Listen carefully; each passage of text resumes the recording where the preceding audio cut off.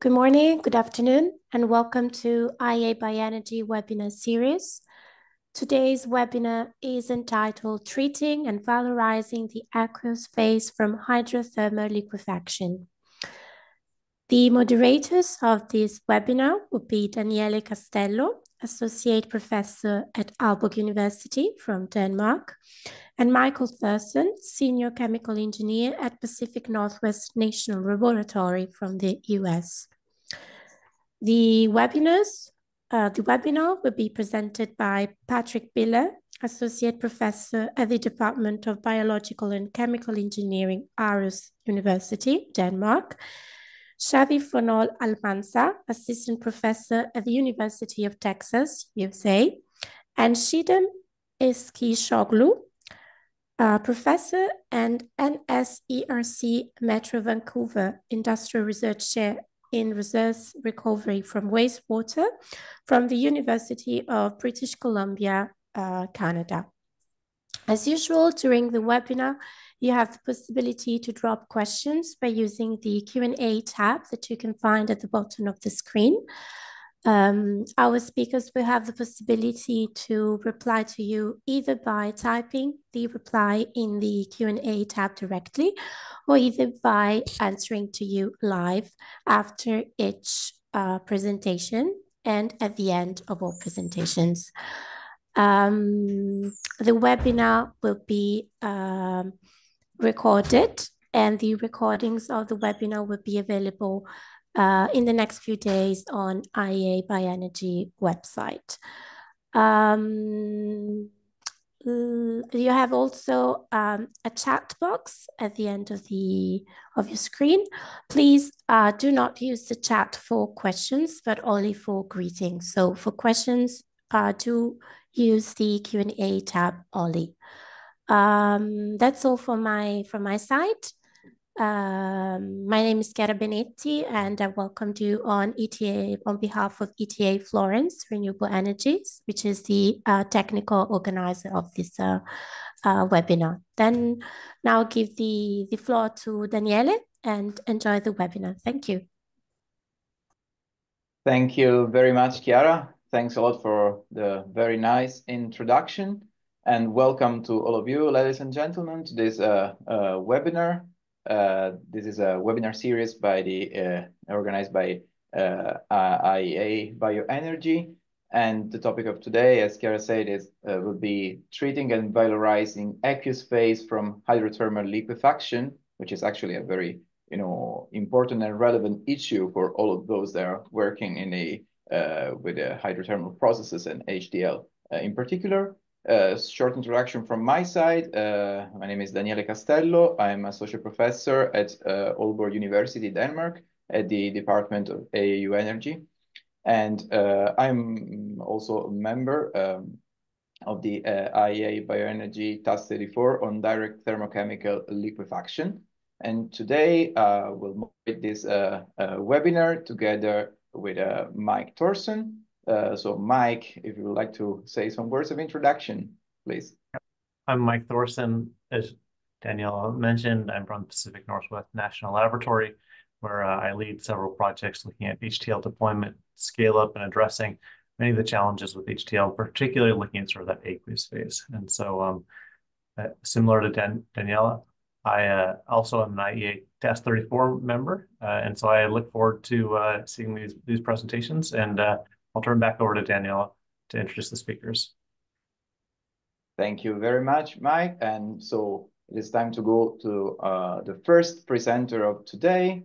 It will be Patrick Biller. Patrick is an associate professor at the Department of Biological and Chemical Engineering at Aarhus University, Denmark. And he will present today on the topic of the wet oxidation to treat HTL wastewater. So, Patrick, the floor is yours.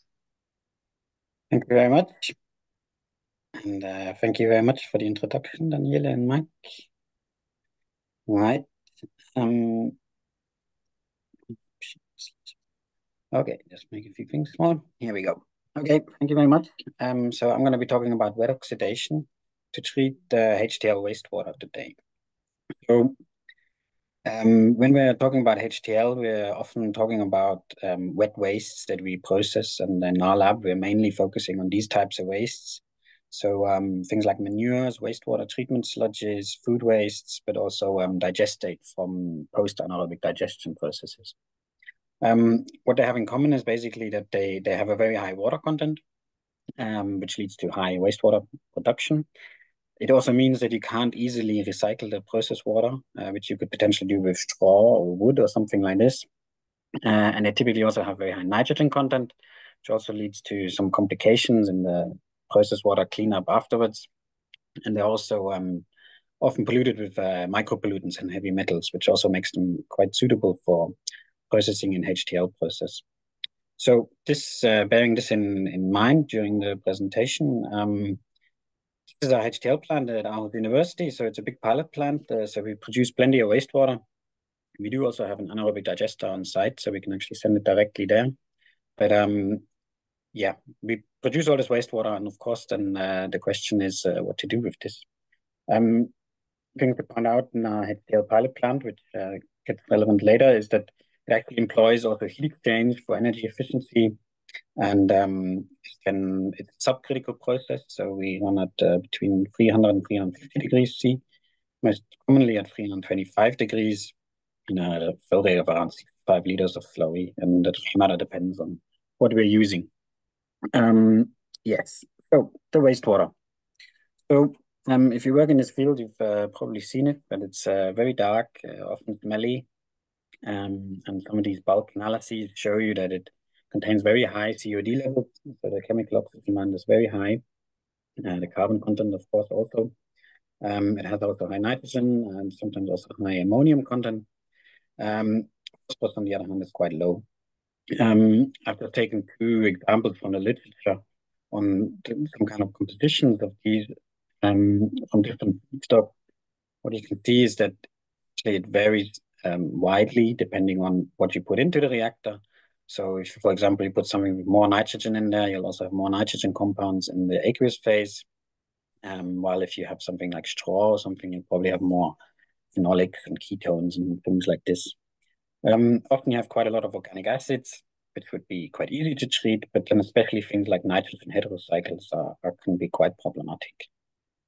There's also another publication that showed that it's actually quite difficult to tell what is in the processed water. So quite extensive analysis was done in this publication where they tried various analytical techniques, and only around 50-60% of all of the identified carbon could actually be quantified and assigned to what it is. So there's a lot of unknown in this water. It's very polluted. There's a lot of these kind of aromatic and cyclic compounds, often containing nitrogen, that certainly can cause concern. So we tried a few things. First, we did some biological treatments. The first one, anaerobic digestion. So in here we found that processed waters made from straw and manure were actually quite suitable and could run at high concentrations in the substrate. Up to 65% of the COD load was tolerable without any major inhibition. But when we go to sewage sludge-derived wastewater, we saw very fast inhibition, even at 15% COD load. And we also found that the processed waters contain more nitrogen aromatics, and this is the suspected cause for this. Another thing we tested is using conventional wastewater treatment plants, and we used these high dilutions. So we simulated the concentrations you would get if you would have a full integration of a HTL plant at a wastewater treatment plant. And essentially what we found is that the wastewater treatment plant can indeed tolerate this wastewater, these low volume dilutions. We got similar COD and organic nitrogen removals for all different loadings tested. When we did shock testing in batch reactors, we did see quite a bit of nitrification inhibition, but under continuous reactors, this was not a problem. However, the problem of this is that the COD that you would be reintegrating to your wastewater treatment plant can be up to 20% of the total COD inlet to the wastewater treatment plant. So it would come at a huge additional cost to the wastewater treatment plant. And you would also need quite a lot of additional capacity available in your wastewater treatment plant. So for those reasons, we looked at a different process, which I'm mainly going to be talking about today, which is known as the wet air oxidation process. So it's quite an old process. There's quite a lot of literature already from the 70s and 80s, something called the Zimmermann process as well. And essentially, it's relatively simple. You have your dirty HTL process water. You pump it into a reactor where you add air from a compressor. So it's all under pressure. You run it through a heat exchanger to heat it up. And then you heat it up to reaction temperature. And then you let or rather the oxygen react with the organics in the wastewater to oxidize. And this is then an exothermic reaction, which can then be cooled down in the heat exchanger again. And then at the end, you have to release your pressure and you can separate your off gas and your treated effluent wastewater. It's relatively simple on a macro scale where you essentially have organics in the wastewater, you add oxygen, and then you oxidize it, CO2 and water. Usually it's via an intermediate acetic acid, which then is a bit harder to oxidize, and but then can also eventually be oxidized to CO2. So if you would have a full oxidation of all of your organics, then you would only have CO2 produced, at least for carbon. There's of course also nitrogen compounds. So this is essentially how the reaction works. And then if you think about this integration at a wastewater treatment plant, for example, you'd have your sludge production and then your HTL plant. And then instead of going directly back to the wastewater treatment plant, you could have this wet oxidation process in the middle. And then you could either direct it back by having reduced the COD load, or you can have a specific biological treatment, for example, anaerobic digestion. This is kind of the idea of the whole thing. And then you can also have some heat integration of the two processes. So this is essentially what we did. So we took the wastewater from our continuous HTL plant, which was fed with sewage sludge in this presentation today, produced this dark wastewater with 40 grams of COD. And then we ran it through a wet oxidation system, which is just like on the previous slide, very simple plug flow reactor with a compressor and a pump for air. So we were using air. And then you can see that we essentially produce COD and clean the wastewater. So at the beginning, we did this whole work in batch reactors just to test how it works and how it runs. And then we moved to the continuous flow reactor. What this slide shows you here, first of all, these pictures. The top line is at 300 degrees, the second one at 325, and the third line at 350. So you can quite easily see that with increasing temperature, it gets cleaner. And then from left to right, it's increasing residence time. So both time and temperature lead to increased oxidation, which is also quite what you would expect. So you can see here that, for example, in the batch reaction, these different lines indicate the different temperatures we use. The higher the temperature, the higher the COD conversion. You can also see that already at very short residence times, so 2 minutes at 350 can already reduce the COD of about 50%. Yeah, COC, total organic carbon, follows the same trend, not much difference there at all. And this down here is then the continuous reactor, where we again run 3 different temperatures, 300, 325, and 350. And essentially, we see the same trend. Also, it matches quite well the data from the batch reactions. So we can get almost full COD conversion, but this takes 3 hours at 350 degrees, which is probably a bit excessive. At the continuous system, we only went to just under 1 hour and got about 80 to 90, I think 90%. So what happens is, I mentioned that acetic acid is produced. When we look at the volatile fatty acid composition of these wastewaters and have the initial concentration set as 1, you can see that acetic acid increases with time, and then eventually after 1 hour, half an hour, it starts degrading, and then but it takes quite a long time to fully degrade acetic acid. So it's quite a stable intermediate of this reaction. And this, of course, offers the opportunity potentially of recovering acetic acid. Similar on the continuous reactor here on the right, we see the same trend here. On here, on these figures, you can see that the blue line represents the share of volatile fatty acids. So all of these up here of the total carbon in the wastewater. So at the beginning, we only have about 10% is present as organic acids. And then once you start applying wet oxidation, you can see that the share increases to 50, 60% in both the batch reactor and the continuous reactor, where we reach 50% of the total carbon left in the wastewater afterwards is present as volatile fatty acids, and primarily acetic acid, especially at these conditions. As you can see here, most of the other organic acids are degraded before that. So this could be quite a good opportunity to recover acetic acid in this process. If you look at the nitrogen so a lot of these wastewaters that we're working with, they contain a lot of nitrogen, as I showed in the first slide. So sludges, manures, these kind of things, food waste. So what actually happens is that the total nitrogen in the water would be this line here, doesn't reduce that much at all. And we think actually most of this is actually also losses.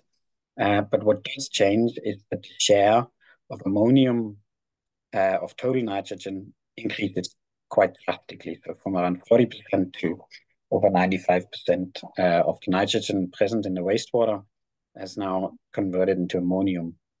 So again, this is quite promising for recovery, as it can be used as a fertilizer or other applications. And yeah. Slide also shows you here on this side some of the other compound classes that were analyzed by TMS. And again, so the brown one is the organic acids. They're the only ones that are going up and then eventually degrade, while all the other classes that you can see here degrade very quickly to low levels after the wet oxidation treatment. Here's a little bit more detail on the nitrogen components. So you can see the nitrogen compounds degrade quite quick, but the nitrogen cyclic compounds, there's still a little bit left and takes a little bit more severe conditions in order to completely break down. So we thought it was quite promising for the next step of this type of integration, where you would heavily just potentially as a pre-treatment for then using these either directly back into the wastewater treatment plant or into an anaerobic digester. So we tested this, and on this first figure on the left is a nitrification inhibition test. So in the wastewater treatment plant, we identified this as the most sensitive process of the different nitrification, denitrification, aerobic oxidation processes that are present in a wastewater treatment plant. So this is the one we looked at in more detail. So what we can see here is that we did a test to check the inhibition, and you can see that the control has no inhibition. The reference inhibitor has 100% inhibition, and the HTL wastewater has a 60% inhibition of the nitrification action here. And then what was very surprising actually was that the different wet oxidation samples here from 300, 325, and 350 with high, medium, and low flow actually don't show much improvement in terms of inhibition.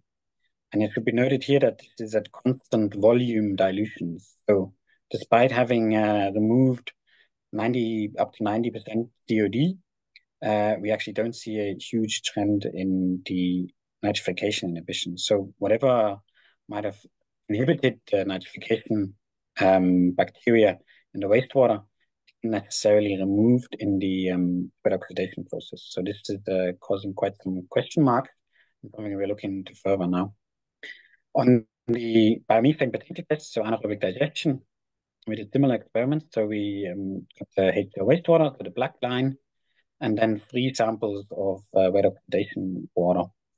What you can see here is that the lag phase, so when the bacteria actually start producing biogas, increases with increasing severity of treatment.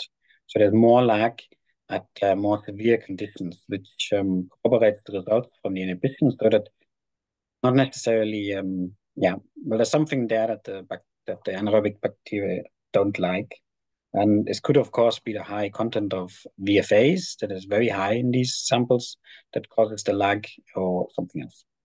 But you can also see that the biogas production rate is increased quite drastically for these compounds. So it's quite slow for HTL wastewater and 5 times faster for these pre-treated samples. But similarly, is the lag in days, it increases quite significantly with increasing severity of weight oxidation. So these results were actually quite surprising. So we tried to look at this in more detail. We collaborated with Professor Wisniewski's group in Brazil. We have access to a high-res mass spectrometer. So we looked at these process waters and wet oxidation process waters in more detail. And we found that we reduced the number of ions, so the chromatograms, quite significantly. We changed the molecular weight too much, the average, and we also see some new compounds popping up with oxidation. So this was again quite surprising.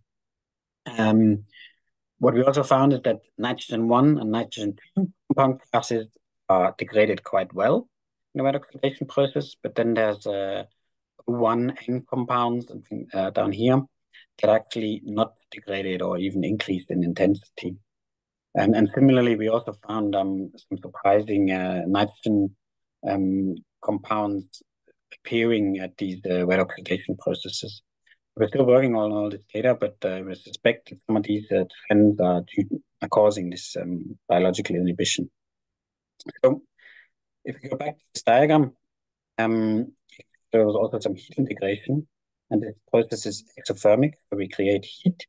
So this is the theoretical amount is actually 435 kilojoules per mole of oxygen consumed in the reaction. So we were thinking about utilizing this heat. So what we were thinking is that on the left side here, we have our HTL plant where we have a HTL slurry going into a heat exchanger, which then goes into the HTL reactor via here. And at 325 degrees, it can cool down to separate the oil, CO2, and solids. And the process water goes into the wet oxidation process, where it has its own heat exchanger, where you then add the oxidant in the wet oxidation reactor, which is exothermic, so it's heated up here. And then this heat is then available to transfer over to the HTL reactor, so that we can actually give the heat from the wet oxidation reactor to the HTL reactor. And the idea being that we wouldn't have to have any heat input in this combined system. So we find a heat exchanger network for this, and then we calculated all the fluxes that are occurring in the system.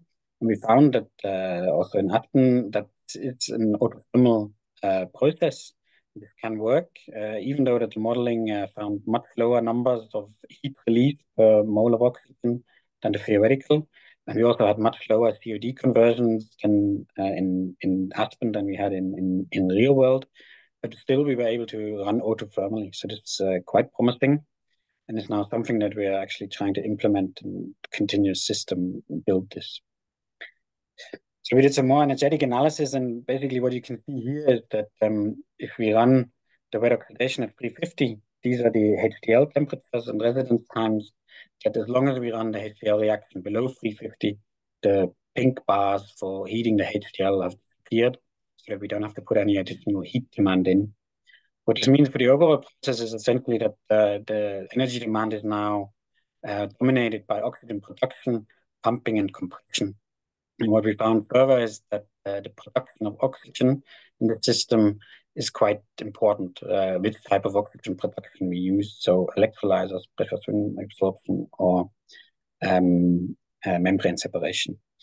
So electrolyzers are, of course, popular. So we were thinking, well, if we can use these, maybe we can come up with an integrated process. And this is now this new European project we're working on, where the idea is to use electrolysis, the oxygen, for the combined integrated autothermal HTL wet oxidation process.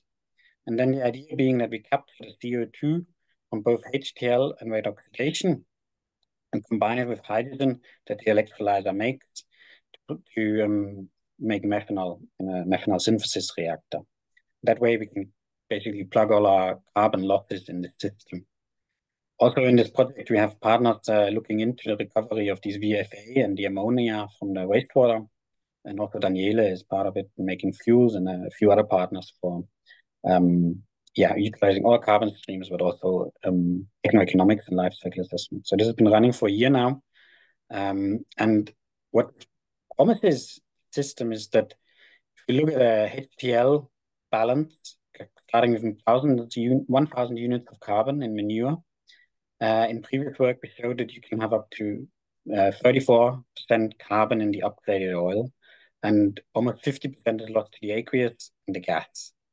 So if we now introduce this wet oxidation reactor to utilize this wasted carbon, we can produce a lot of CO2, also some VFA, and then all of the CO2 can be combined with the HTL, and then we can use an additional 39 units of carbon of methanol. So you use much more of the full carbon coming into the system, while hopefully also reducing the energy consumption of the whole system by running it autothermal. And so yes, the summary. So I think it's quite efficient in converting the organics in the HTL wastewater. Autothermal integration is an attractive concept, and modeling works, but has to be proven in practice. I think the use of the CO2 for power to X applications and the oxygen from electrolyzers, combining these looks very promising. And then I think the recovery of acetic acid and ammonium should further be investigated and evaluated, which we're doing in the Circular project. And then the final use of the post-wet oxidation water and its toxicity should really be investigated further, in my opinion. So I hope I kept on time, and thank you to the funders for the Circular Sludge to Fuel project and the Reboot project, and happy to take any questions. Very nice presentation, Patrick. I would encourage folks who are attending, if you have questions, please put them in the chat. First question I have for you is around the biomethane production, the BMP. Did you look at the COD removal in the BMP process, in particular, how much COD reduction you saw? Yeah, I just double checked it earlier, and it's quite low. It's around 40% for all. It's the same for all 4 samples, untreated. So again, that was quite surprising. It's quite low. Cool. I have a couple questions myself.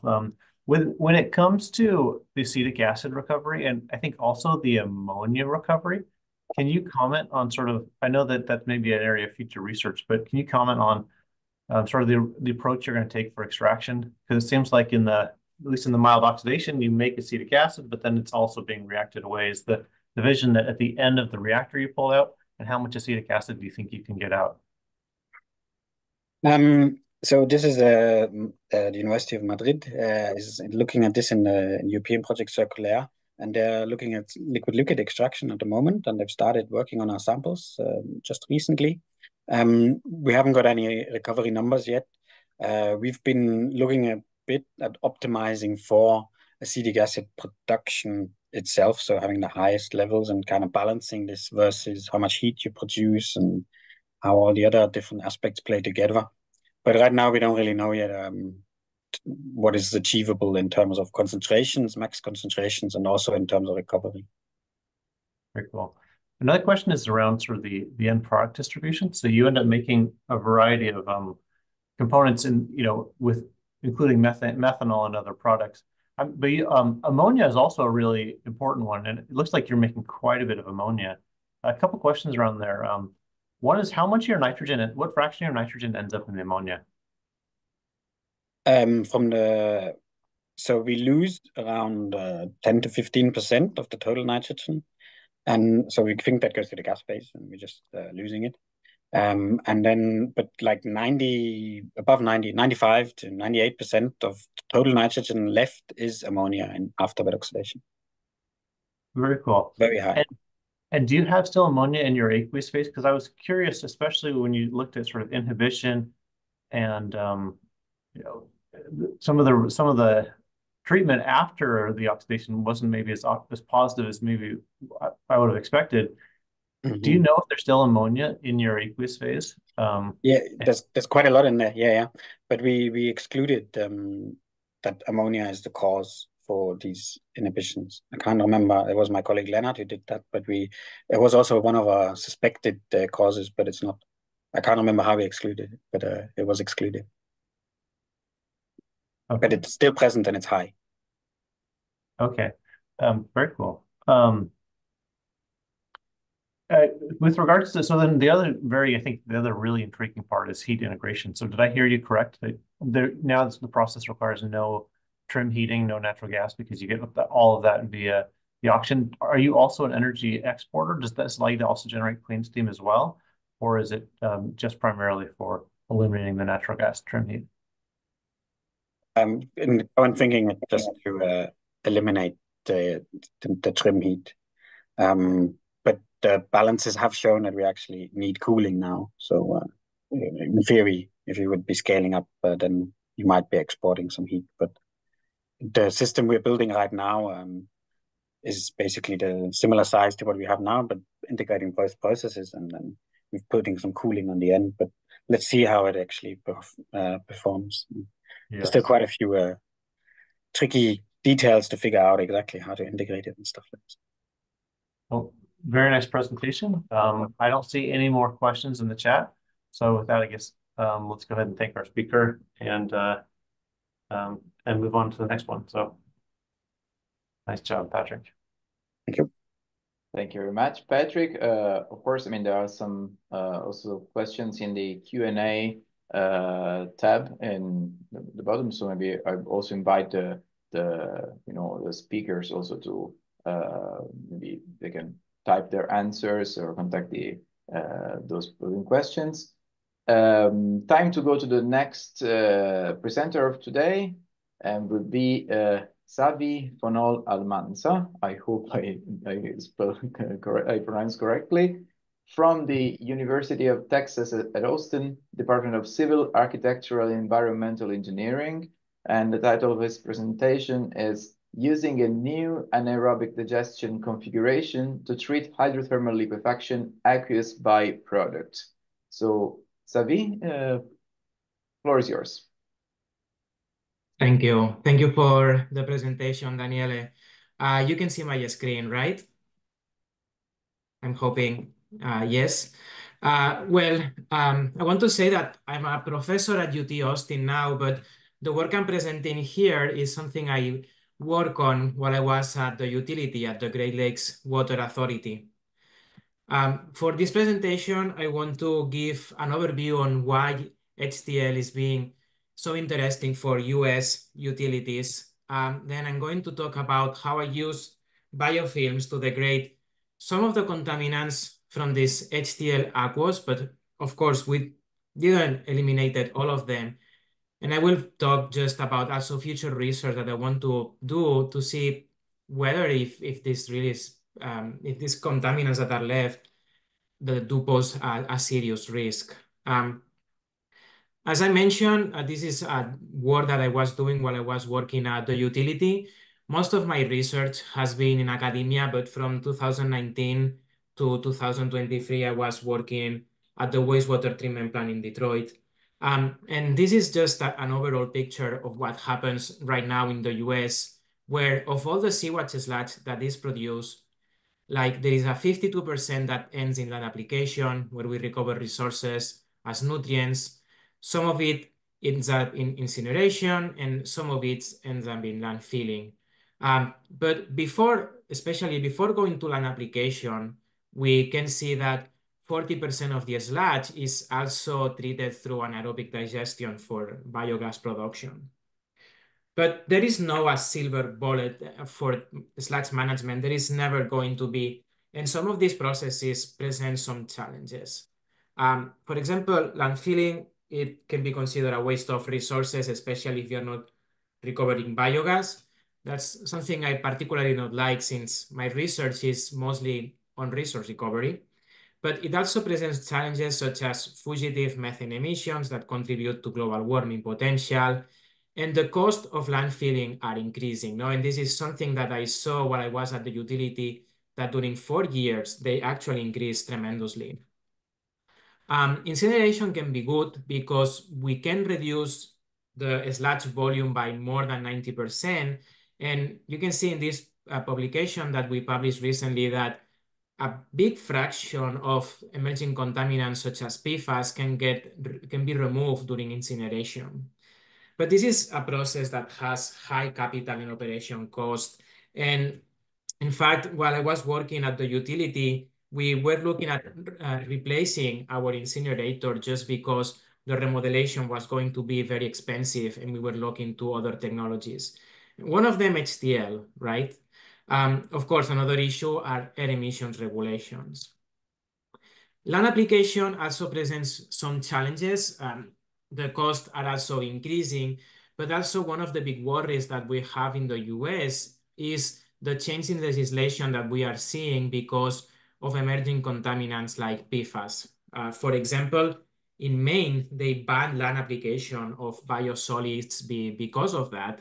And there is a lot of uncertainty on this, and it can be very challenging, no? If these legislations become more restricted, we really need to look at what do we do with this 50% of sludge that we are sending to land application.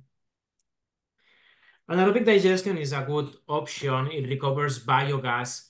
However, biogas, it's normally associated to low density energy. So it's not always the best product that you can get in resource recovery.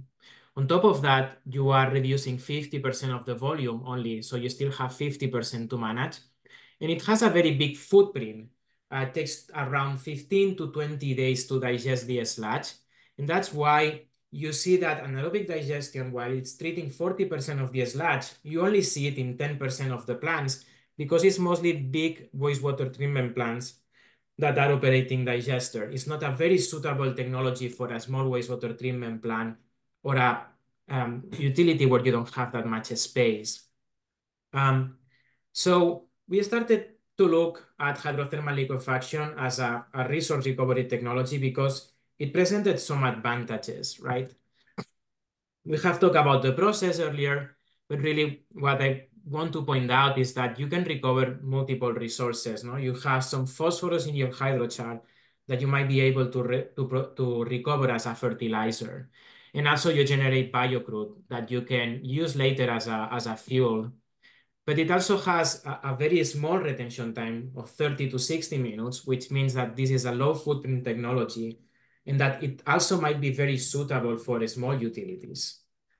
And we see in the literature that this process is actually good at removing some of the PFAS as well, right? Sometimes we see in some papers degradation of PFAS of 90 to 95%. We were collaborating also with the Pacific Northwest National Lab. And in one of the SOTs that they published on hydrothermal liquefaction, where we perform a techno-economic analysis, we can see that the minimum fuel selling price is $2.85 per gallon of gasoline equivalent, which is very good from an economic perspective. And this number is a little bit outdated. There is also a new report with an updated value, but this is already good. When I was at the utility, we could get this grant from the Department of Energy to perform a feasibility study about the implementation of HTL in Detroit. I also want to thank Mike Thorson, who is here, because he was crucial in writing this proposal and helping us getting it. Mike and I are co-managing this work together. I talk about this work in another webinar of IEA, and also we are going to present it at the WEF conference in the US. But mostly what we are seeing out with this feasibility study is that we have some questions about operational challenges, right? This is something that utilities are worried, or not worried, but they see it as a very important aspect, the operation of process units. So we really need to have an adequate workforce that can work in the wastewater sector with high temperature and high pressure systems. But this, I won't say, is the most important challenge. Here today, we are here today to talk about the challenge on the aqueous byproduct, right? And it's because compliance is actually very, very important for wastewater treatment plants. And so if you have an HTL system in your wastewater treatment plant where you treat your sludge with HTL, the question is, what are we going to do with this aqueous phase? No?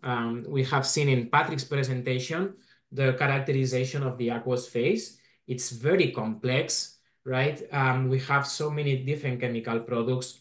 We also have a high fraction of nitrogen aromatic compounds that are not particularly easy to biodegrade. So what do you do with this aqueous byproduct? Do you send it back into the headworks, into your activated sludge process? So you might be you might want to be a little bit careful about it, right? And this is why we are not seeing HTL implemented at the full scale yet, is because utilities are not going to implement something without knowing if it's going to affect compliance or not. So we started to do research on this aspect and see how can we really treat this aqueous byproduct, right?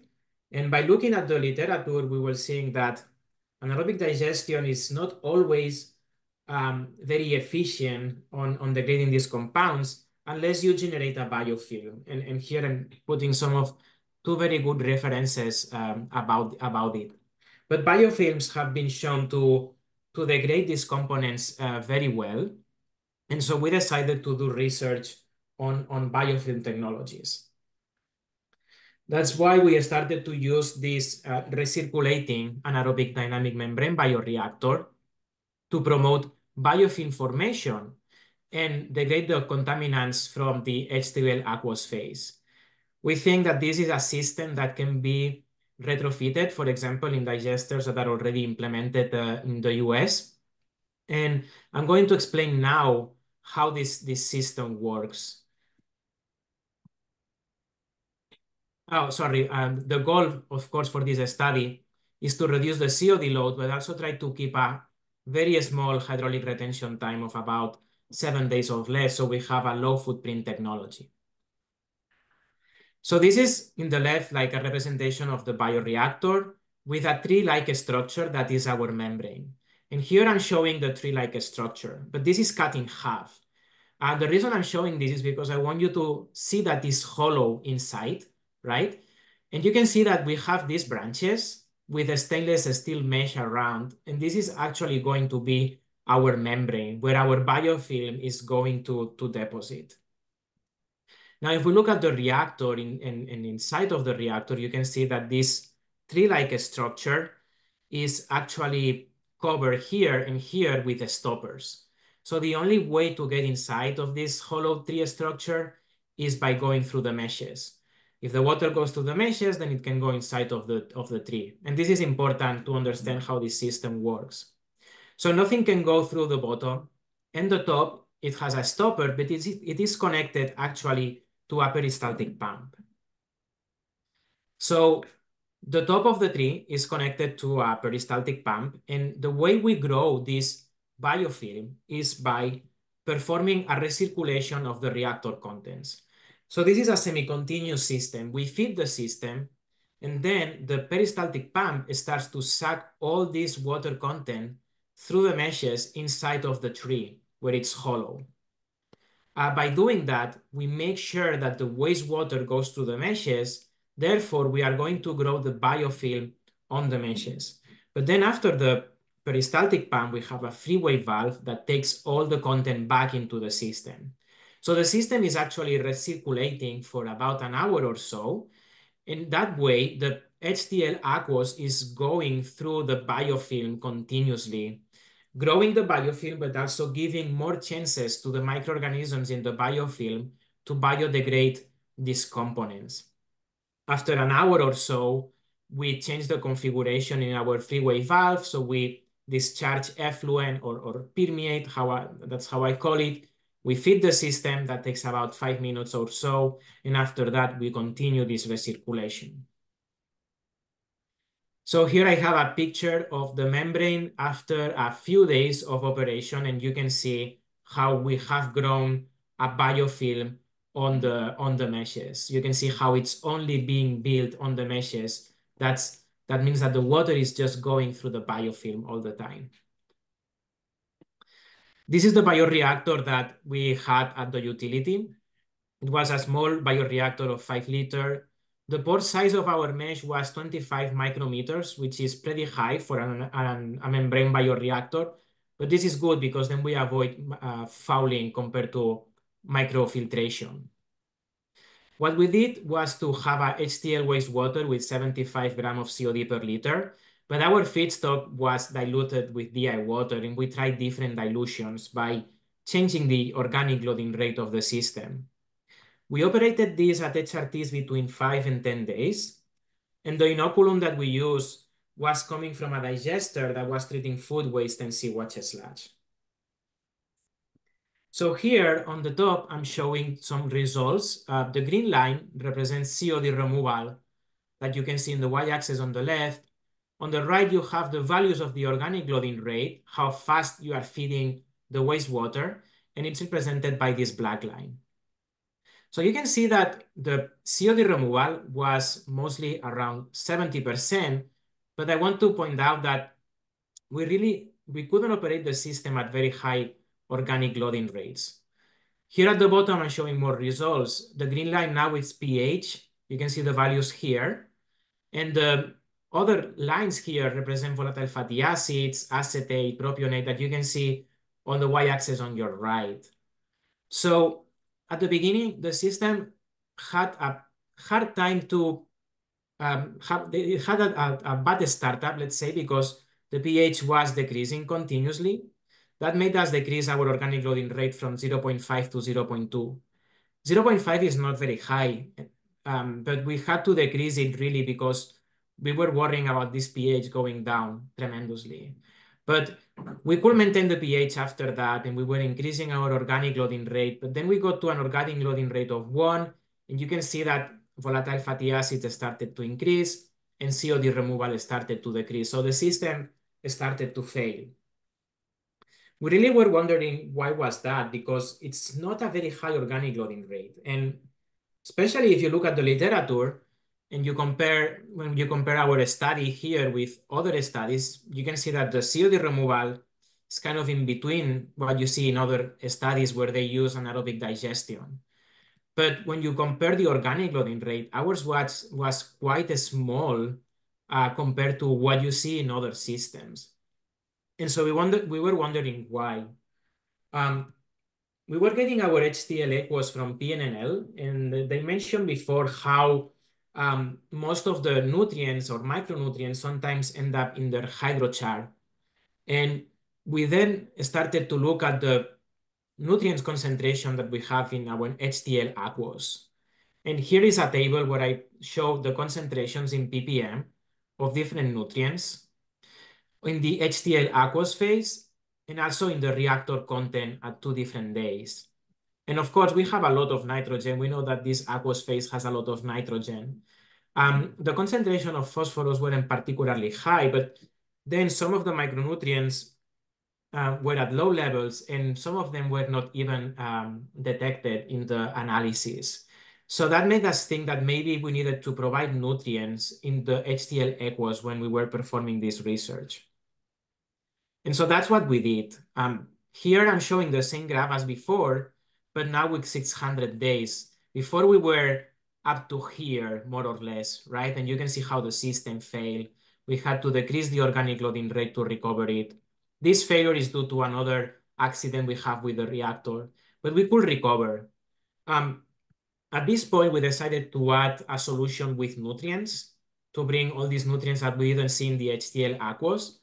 And you can see that then we could increase the organic loading rate without hampering the COD removal. So we could keep a COD removal of about 70%.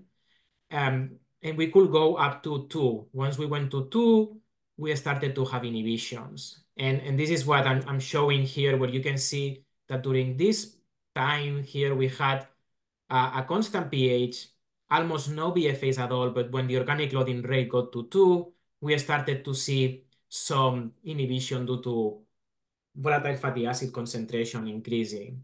And this is also what you see in the literature. It's hard to go above an organic loading rate of 2. But one of the conclusions that we got here is that if we want to really operate a system like this, we are going to need co-digestion, maybe with seawater sludge, so we can bring some of the nutrients that we don't see in the HTL aqueous. We also performed some metagenomic analysis, but here, because of time, I'm going to show the relative abundance of some of the genera, and especially in the biofilm samples. And this is a very complex graph. So I'm going to show the different important populations that we saw. First of all, we saw methanogens in our biofilm. Of course, we were seeing productions of methane. We saw Methanospirillum, Methanosarcina, Methanobacterium, Methanomycelicoccus. But then especially, we started to see the relative abundance of some populations that can degrade aromatic compounds and phenol compounds.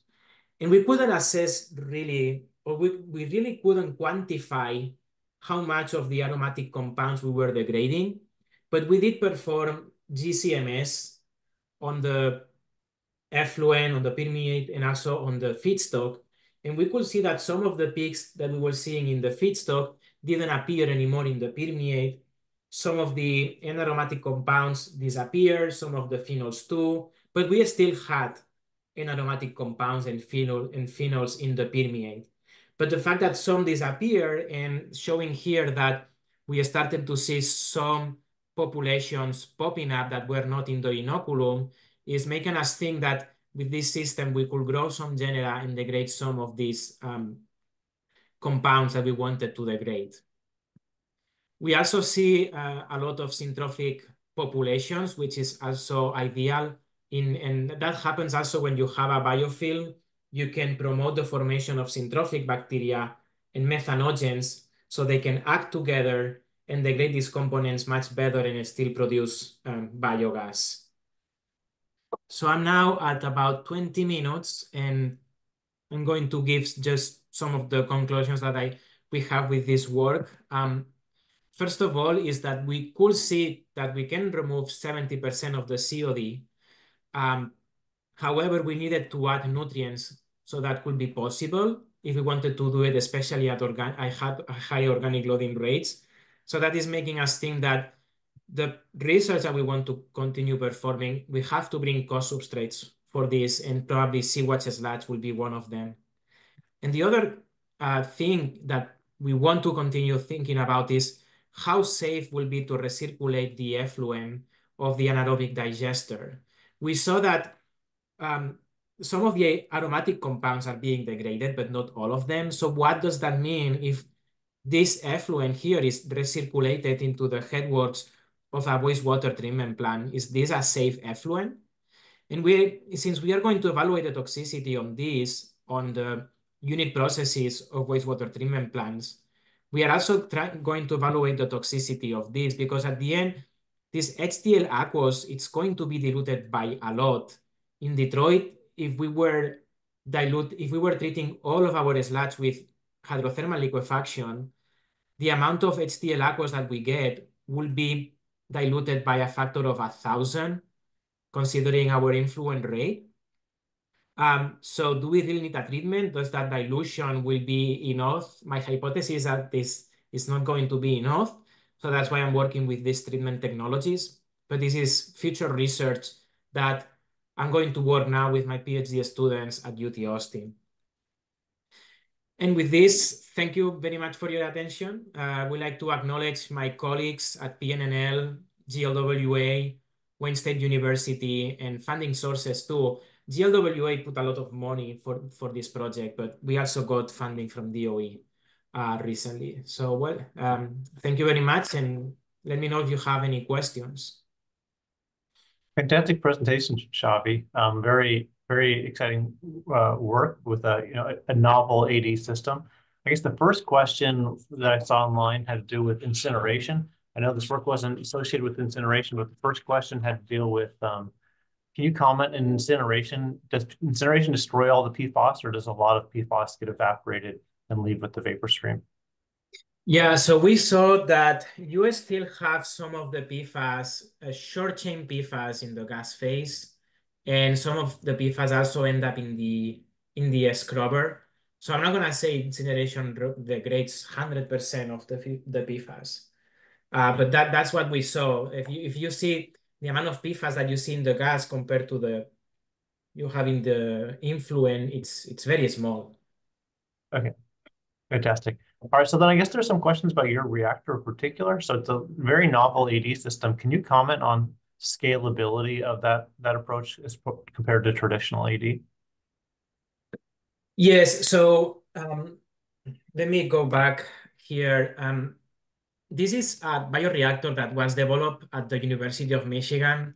I was working at the moment at U of M, but I wasn't part of this study in particular, but I followed the process of this reactor. So you can know more about this reactor in this publication.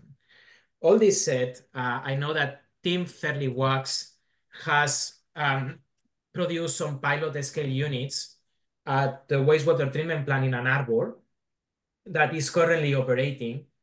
I don't know too much about the results of that pilot scale, but it is in operation, it exists. What I will say is that a process like this, you probably can, if you have digesters already, you can have an external membrane unit that looks like this, where you can recirculate your HTL aqueous content through this membrane. And that should be external, I think, because of maintenance and maintenance purposes, right? If you need to perform operation maintenance in one of these membrane units, if it's external, you can stop one of them. You can have 2 or 3 external membrane units. So you stop one of them, you do maintenance, the other 2 are working. So this is how I will see this being implemented. I haven't talked a lot also about other advantages that you have with such a system, but the fact that you're using a very high pore size in the membrane, it makes the operation also less challenging as well. And also, you don't have as much dissolved methane in your permeate as you see in conventional anaerobic membrane bioreactors, which is a challenge. In membrane bioreactors, you can have high dissolved methane in your effluent that can contribute to global warming potential. Here, since we are recirculating the contents, we give more time for this dissolved methane to go into the headspace of the bioreactor. Very nice. Okay. So a couple questions on one is around the digestate. So can you comment on what you expect out from the final digestate of the HTL aqueous in terms of any solids, and if so, sort of how much that would be? Yes, I didn't see, I don't remember right now the data on TSS. We were monitoring TSS, but you should think that this is a very liquid effluent. The TSS concentration is not high, as you will see, for example, in an actual digestate. In fact, we shouldn't call it digestate. We should call it permeate. It's a liquid effluent that you can totally recirculate back into an activated sludge process if you don't have problems with the remaining aromatics or whatever is there, right? We don't know yet if that is safe. But you don't have to process that as a digestate, really. It's just a liquid effluent. All this said, you are going to generate digestate in a system like this because every now and then you are going to have to empty your reactor. But the amount of digestate that you produce here compared to a conventional digester, it's going to be ridiculous. It's going to be very small. So you, in fact, are not going to have to manage a lot of sludge. And with a system where you have HTL and a digester like this, the amount of sludge that you will need to send to land application, for example, is very, very, very small compared to conventional systems. Very cool. All right, just a couple more questions, and maybe this one's a really quick one. Does the bioreactor use activated carbon or anything else within the tubes? No, but that's something I'm thinking about. Like, activated carbon seems very promising because it also it has this absorption factor where you retain all these aromatics. But yeah, I'm thinking about how to integrate that. Cool. All right, just two more. Have you seen any impact from pH degradation over the dynamic membrane and their long-term stability? Sorry, what degradation? pH degradation over the dynamic membrane with regard to long-term stability. No, the pH in the system has been constant. So I haven't seen any problem with that. Okay, well, I think there's a few more questions on the Q&A, Xavi, if you don't mind addressing those. But for now, we'll just thank you. And thank you. Presentation. And we'll move to the next one. Yeah, good. Thank you very much, Xavi. Very nice presentation. And also thanks to all the attendees for, asking very, relevant and interesting questions as well. So now time to go to the third speaker of today, will be Çiğdem Eskişoğlu. Again, sorry for her bad pronunciation. She is professor, leader of Bioreactor Technology Group, and NSERC Metro Vancouver Industrial Research Chair in Resource Recovery from Wastewater at the University of British Columbia School of Engineering, Canada. And the title of her presentation is Evaluation of On-Site Biological Treatment Options for Hydrothermal Liquefaction Aqueous Phase Derived from Municipal Sludge. So, Çiğdem, please, the floor is yours. Thank you very much for the introduction and good afternoon. Today, I am going to highlight some of the results of an ongoing industrial research chair program in resource recovery from wastewater. When we treat wastewater, 60% of organic matter that comes in with the incoming wastewater accumulates in wastewater sludge. In North America, each person generates around 22 to 26 kilograms of waste sludge per person per year, and this is expected to increase because of population growth and upgrades of primary treatment facilities to secondary and tertiary.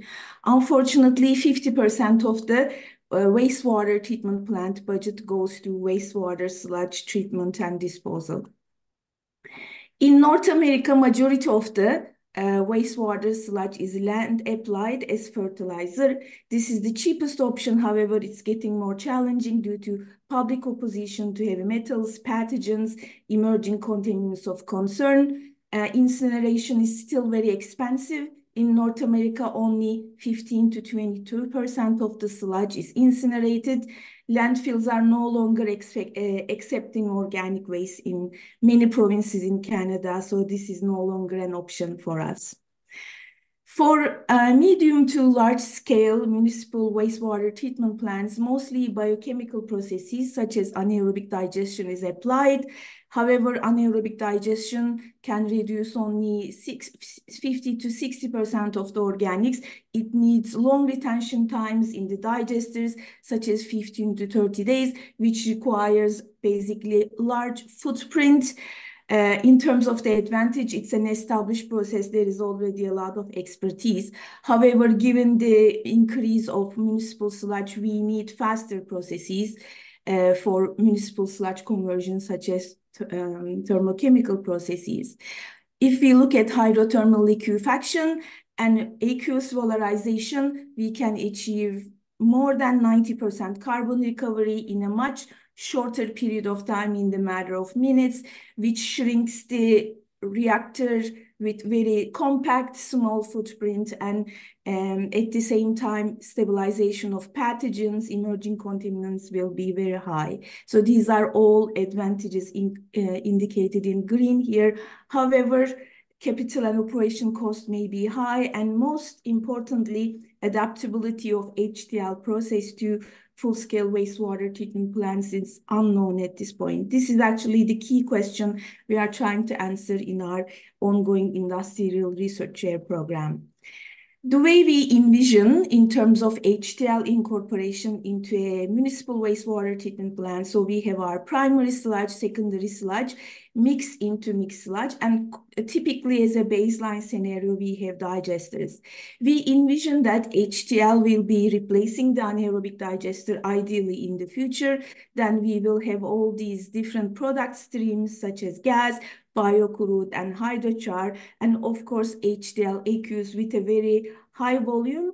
And we would like to know whether we can recycle this HTL aqueous to the main wastewater treatment processes, and if we can, what would be the impact on biological treatment, secondary clarifiers, tertiary treatment, such as UV disinfection or advanced oxidation.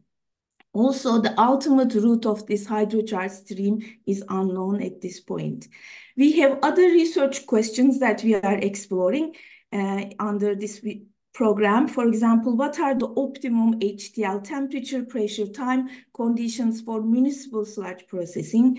Can the aqueous phase be used for downstream biological hydrogen and methane production, which can be then utilized for downstream biocrude upgrading? Any inhibitors present in the aqueous to prevent this to happen?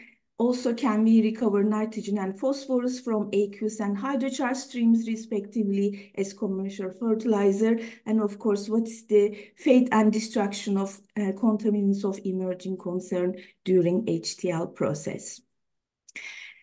First, we wanted to explore whether there is a sweet spot in terms of HTL processing conditions for municipal sludge. Previous research was mostly focused on other feedstock like lignocellulosic material, microalgae, etc.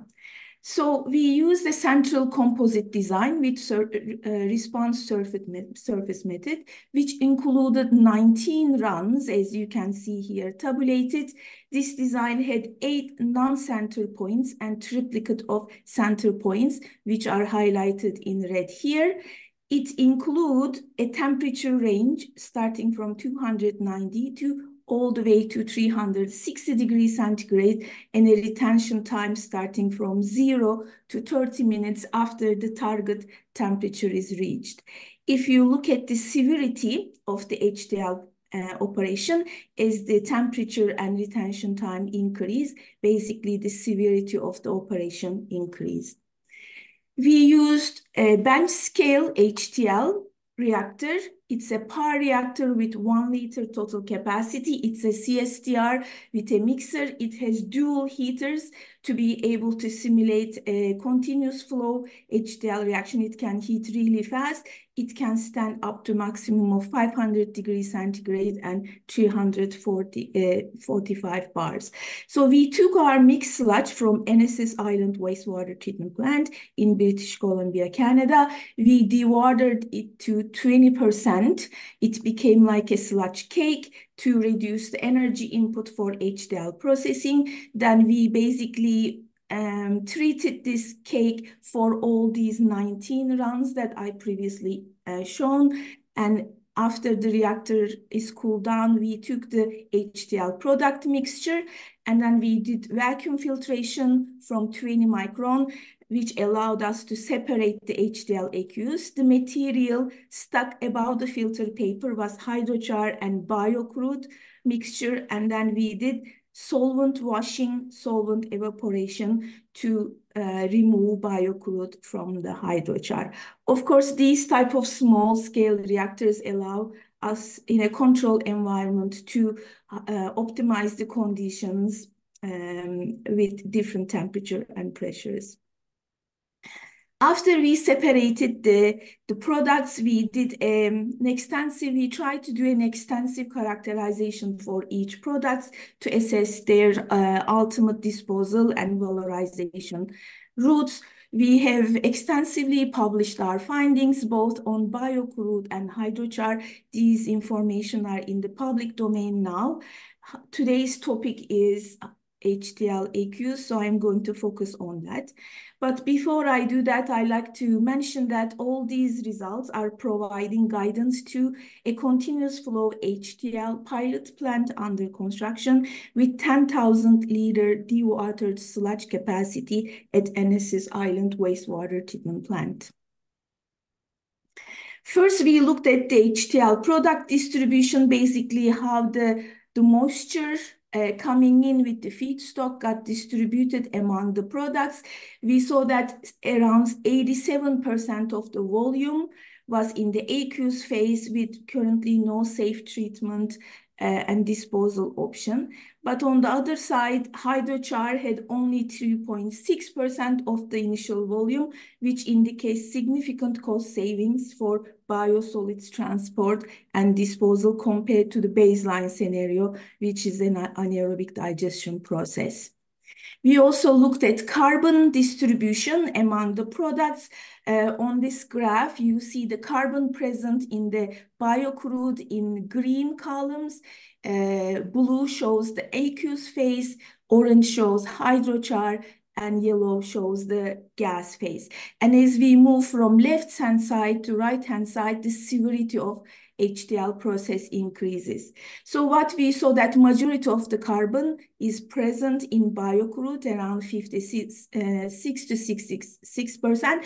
At the same time, aqueous phase also contains significant amount of carbon, ranging from 22 to 26%, and this presents an opportunity for downstream valorization. The story is a little different for nitrogen distribution. Similarly, when we look at this graph, the majority of the nitrogen is present in the aqueous phase, blue bar graphs here, and this is around 52 to 65%.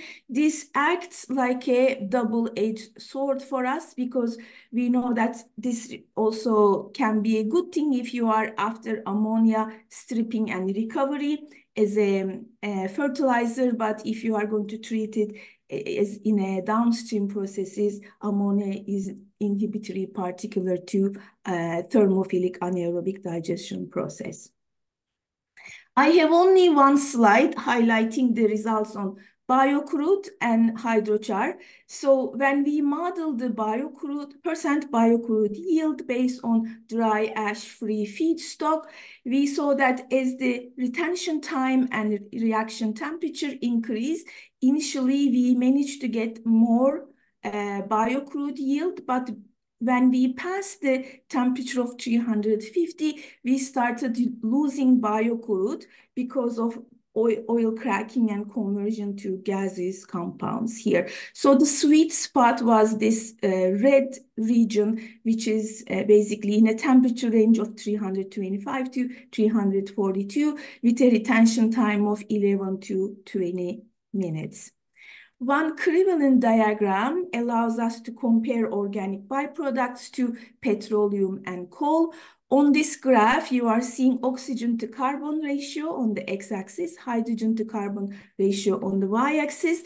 All the data points with circles here, these belong to biocrude, and they have similar properties to biocrude, but much higher oxygen, which shows that it needs to go for downstream refining. All these triangular data points belong to hydrochar from those 19 runs, and they have similar properties to coal.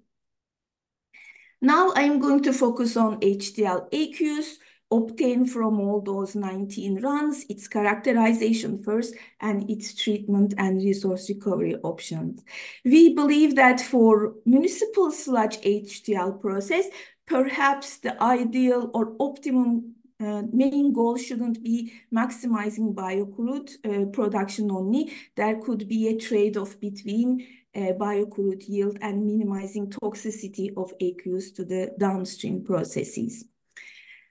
When we look at HTL pathways of municipal sludge to product conversion, it's not very difficult to realize that this is not a very trivial task. Particularly for municipal sludge, as a feedstock, it's a very balanced feedstock. It contains lipids, proteins, carbohydrates, and low lignin, but all these first organic, suborganic groups have their own potential inhibitory compounds accumulating in the HTL aqueous phase. For example, phenolic compounds come from degradation of lipids, proteins, and carbohydrates. Nitrogenate heterocyclic compounds, including pyridines and pyrimidines, come mainly from degradation of proteins. Ketones and acids come from degradation of carbohydrates. In order to add another level of complexity to the story, when you are working with a mixed sludge, with changing primary to secondary sludge percent ratios, then the story also changes. For example, when the primary sludge increases, you are getting more carbohydrates and their byproducts, as opposed to when you have higher percentage of secondary sludge in the mixed sludge, you are getting more proteins. And coexistence of some of these compounds even contribute to synergistic effects of toxicity in the downstream processes. In order to capture this wide range of compounds, we did chemical characterization, mostly colorimetric analysis, including some analytical instrumentation such as GCFID, HPLC, RID, and GCMS analysis. After characterization, we also did some batch and continuous flow biodegradation assessment. For batch tests, we used mainly a real-time respirometry system, also BMP assays, both thermophilic and mesophilic. We also conducted some biochemical hydrogen potential assays. We also conducted continuous flow reactor studies for both anaerobic and aerobic treatments, and some of them are still ongoing and results are not in the public domain. Today, I'm going to focus on mostly batch biodegradability results, but if there are questions from continuous flow, definitely I will do my best to answer those as well. In terms of HTL aqueous characterization, I am going to start with COD levels. As you can see, HTL aqueous contains significant level of COD ranging from 87 to 103 gram per liter. As the severity of the HTL process increased from left to right, we also lost a bit of COD because of those gasification phenomenon that I mentioned. When we look at total volatile fatty acids, similar story, very high levels of total volatile fatty acids. This represents like a jet fuel, ideally for a downstream anaerobic digestion process, but the results need to be seen, which I'm going to talk about in the upcoming slides.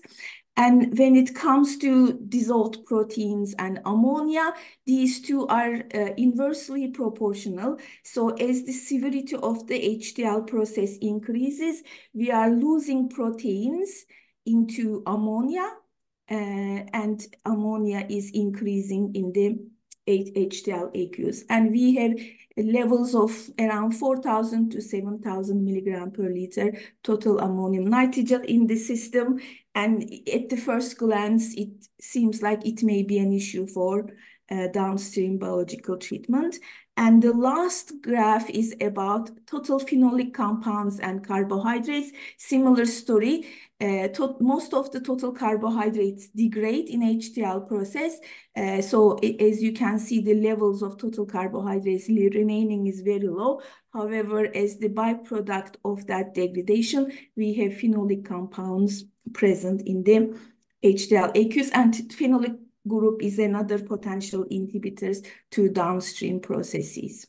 We also conducted some GCMS analysis, and this shows basically relative contribution of different trace organic compounds, for example, nitrogenous heterocyclic compounds, organic acids, amides, esters, and other groups for an HTL aqueous derived at 290 degrees centigrade, 15-minute retention time, corresponding to a severity of 6.6. And we repeated the same analysis for another aqueous stream with a severity of 7.8 and another sample with a severity of 8.8. What we observed is nitrogenous heterocyclic compounds is the most abundant group in all three severities. They form during Maillard reactions of reducing sugars and amino acids. That means when both carbohydrates and proteins coexist, and based on the literature, they have high cytotoxicity and low biodegradability in the biological system. After HTL aqueous characterization, we started simulating downstream treatment scenarios. The first scenario I'm going to talk about is aerobic treatment. In this scenario, basically we have our primary sludge, secondary sludge being a mixed sludge in the end. dewatered to 20%, going through HTL process, and we are taking the HTL aqueous and seeing if we can actually return it to a mainstream aerobic treatment. And we simulated this by batch respirometry analysis. We basically measured BOD5 in these different HTL aqueous samples from all these different runs. What we observed is for aerobic biodegradability to be high, either we need to lower the retention time around mid-temperature point, or we need to lower the temperature and use mid-retention time range. When we look at aerobic biodegradability index, which is calculated by taking the ratio of BOD5 to COD, we see a similar story. We see around 44 to 56% aerobic biodegradability, which is assessed at a temperature of 20 degrees centigrade here. When we stay below 340 degrees centigrade, we found the aqueous to be readily biodegradable. However, as the HTL intensity increases, we lose the aerobic biodegradability, which is indicated with light yellow regions here. The second treatment scenario is basically mesophilic anaerobic treatment, anaerobic digestion to be more accurate. So we have, again, primary sludge, secondary sludge becoming mixed sludge, dewatered, and the HTL aqueous is sent to a mesophilic digester. This is particularly good for treatment plants which already have digesters on site. And we simulated this with BMP assays. So what you see here on the right axis, you see the specific methane production, milliliter per methane per gram of COD of HTL aqueous. What is clear here is that with the exception of HTL aqueous that was generated at 360 degrees centigrade, 15 minute retention time, rest of the aqueous samples were able to generate methane without any acute or chronic inhibition.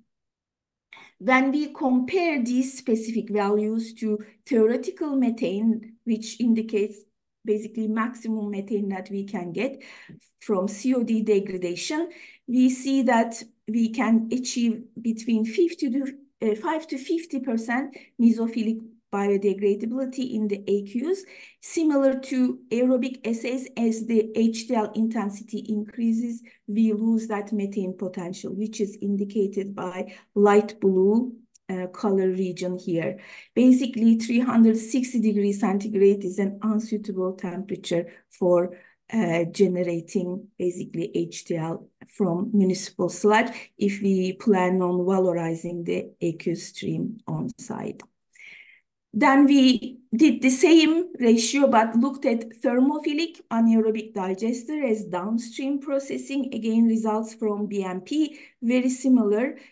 This time we observed way more severe inhibition coming from this HTL aqueous sample, and other samples generated methane without any issues. However, when you look at the levels of the specific methane, they were all lower than the mesophilic yields.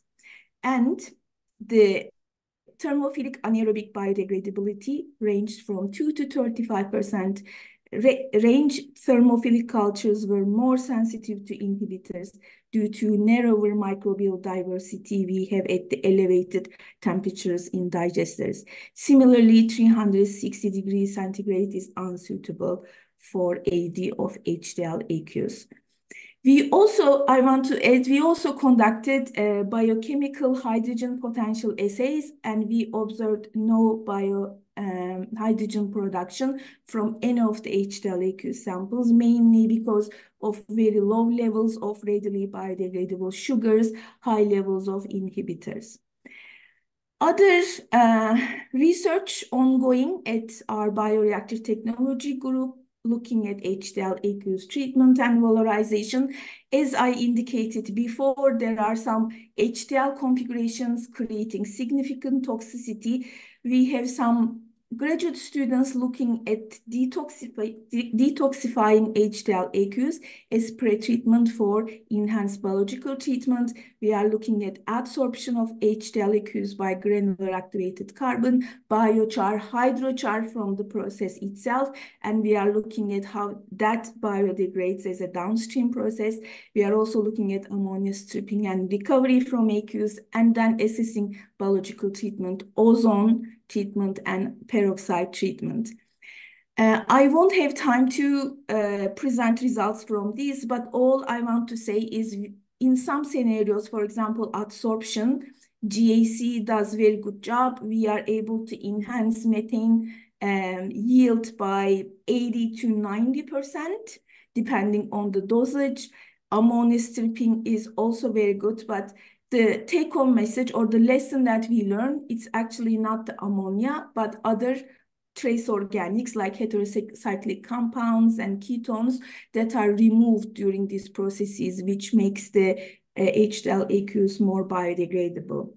We have also some long-term assessment of HTL aqueous in different continuous flow systems, and some of these results can be, they are accessible from these theses in the public domain.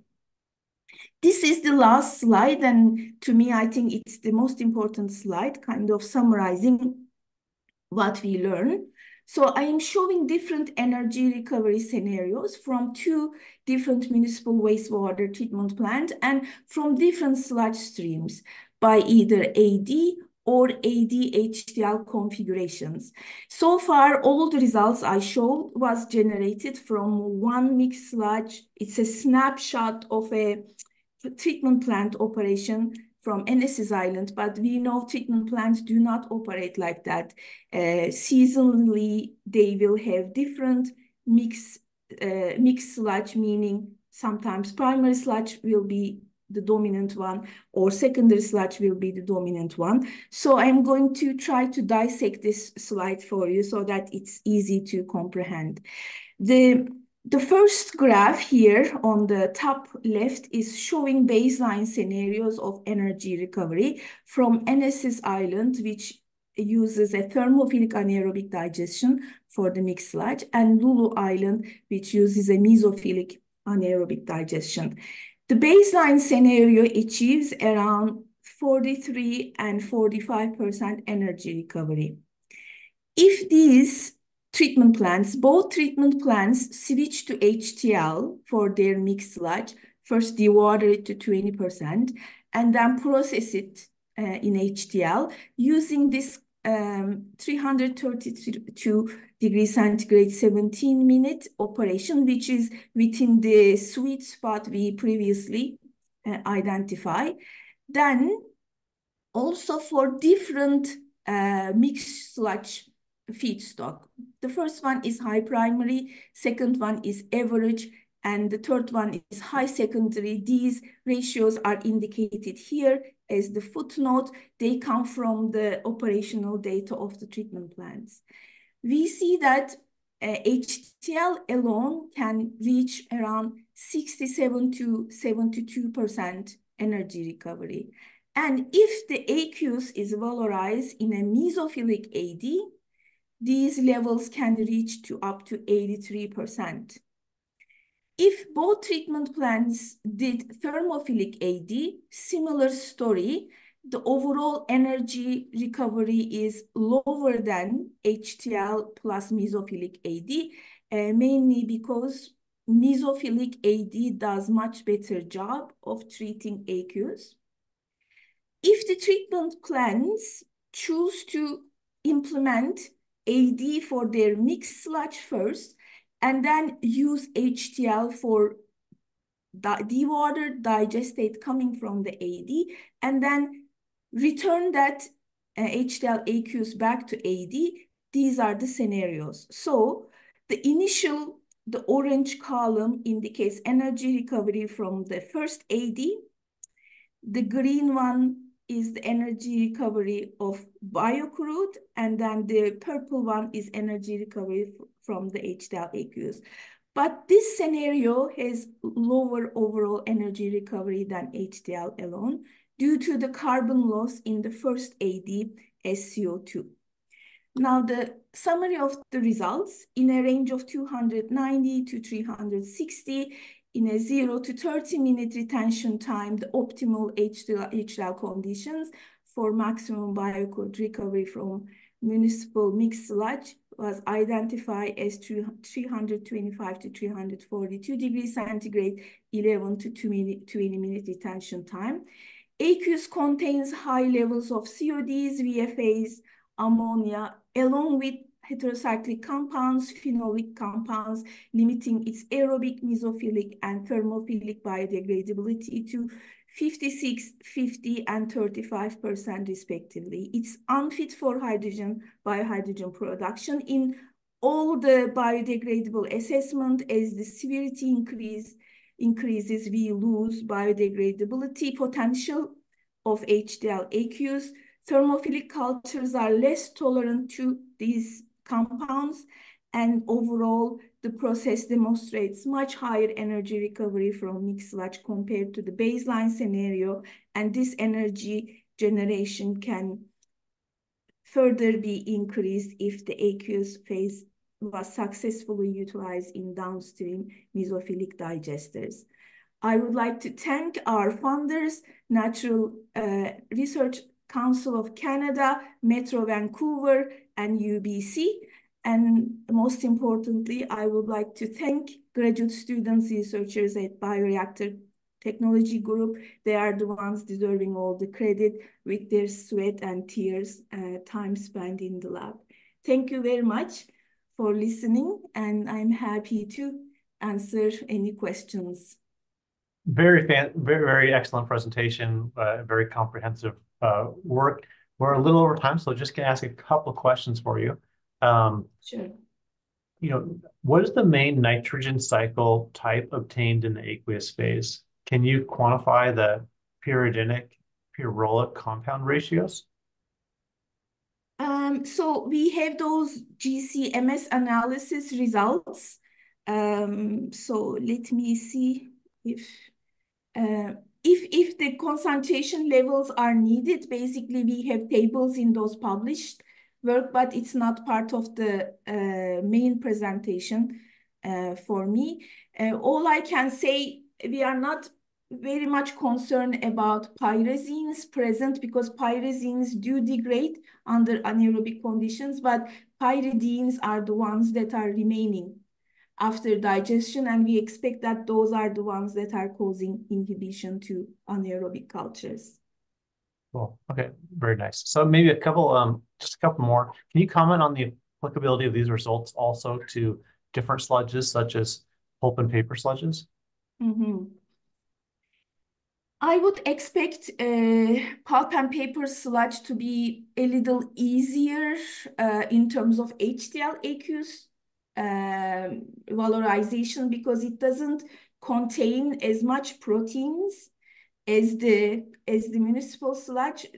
Most of the inhibitors, mainly heterocyclic compounds, come from proteins and their interaction with carbohydrates in the system. But at the same time, lipids are useful for biocrude generation. So they may lose actually biocrude yield potential because of lack of that. Excellent. Well, I think in the interest of time, we'll probably wrap up here. Once again, excellent presentation by all of our speakers. And if you don't mind looking in the Q&A, there might be a few more questions for you to answer as well. But thank you to all our speakers. And thank you very much. Appreciate that. Yeah. Thank you very much to all speakers. Also from my side, it was very nice session with lots of questions. And thanks also to everyone for attending. I mean, all presentation will be made available as in few days on the website, of the IEA Bioenergy, www.ieabioenergy.com. We'll also invite those interested in this topic, so HTL, pyrolysis, and liquefaction in general, to follow the activities of the Task 34.